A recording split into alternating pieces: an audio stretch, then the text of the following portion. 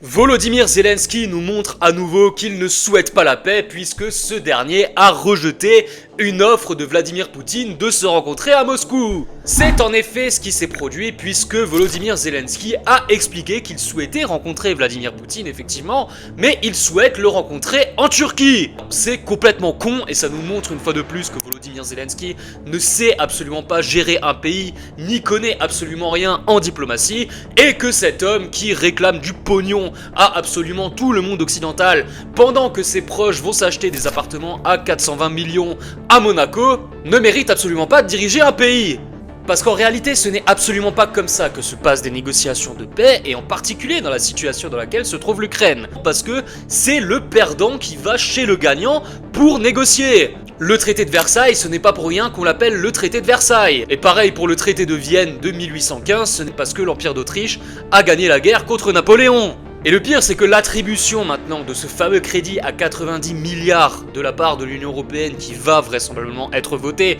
puisque hier le premier verrou a sauté, ne va absolument rien arranger à toute cette situation bordélique, et je peux vous dire une chose, ça pue énormément pour l'avenir de l'Ukraine, puisqu'on sait très bien que tout l'or du monde ne va jamais ressusciter les hommes que Volodymyr Zelensky envoie mourir au front.